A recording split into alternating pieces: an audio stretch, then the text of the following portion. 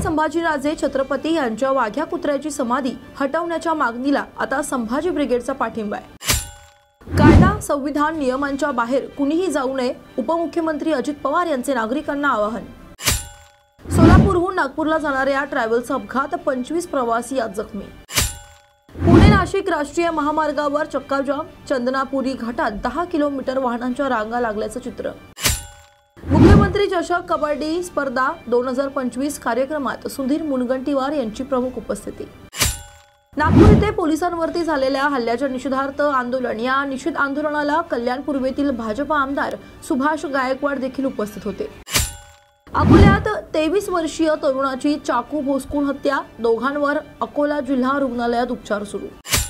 Concrete रस्त्याच्या श्रेयावरून कामाच्या शुभारंभ प्रसंगी कल्याणात गोंधळ झाला, या कामाचा पाठपुरावा मी केला असं सांगत शिवसेना महिला कार्यकर्त्या राणी कपोते यांनी गोंधळ घातला।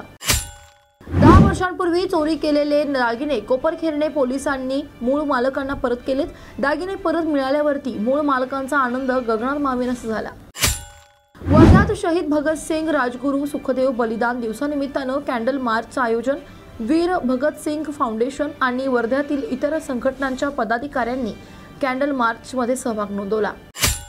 चोपडा तालुक्यातील आरोग्य विभाग उष्माघात संदर्भात सतर्क, नागरिकांना काळजी घेण्याचं आवाहन। कांद्याच्या दरात मोठी घसरण, कांदा उत्पादक शेतकरी हैराण, तर 1,500 रुपये क्विंटल पर्यंत कांद्याचे दर कोसळले। जालन्यात आज टीबी मुक्त पंचायत अभियान रॅली काढून साजरा करण्यात आला, तर यात आज 42 ग्रामपंचायतींचाही सत्कार करण्यात आला। जागतिक क्षयरोग दिनानिमित्तानं बुलढाण्यात जनजागृती रॅली, ही रॅली संगम चौक, जयस्तंभ ते चौक, स्टेट बँक चौक व जिल्हा सामान्य रुग्णालयात रॅलीचा समारोप झाला।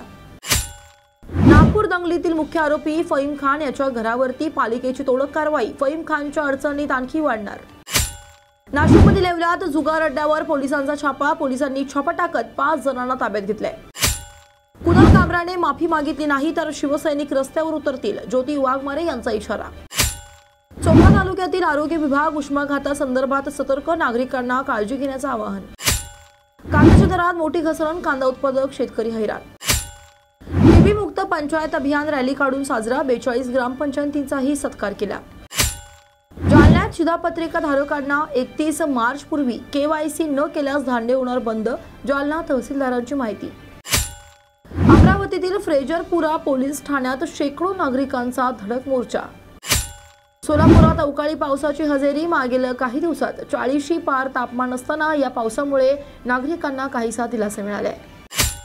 कुणाल कामरा याच्या विरोधात संगमनेरात बस स्थानकात महायुतीच्या वतीनं निषेध करण्यात आला। बुलढाणा शहरातील सहकार विद्या मंदिर येथे विधी सेवा महाशिबिर व शासकीय योजनांचा महामेळावा संपन्न। जळगावमधील भुसावळ येथील महिलांचा घरकुलासह रस्त्यांच्या मागणीसाठी जिल्हाधिकारी कार्यालयावरती धडक मोर्चा। अशाच बातम्यांसाठी पहा न्यूज मराठी 24/7। नवा भारत, नवा विचार।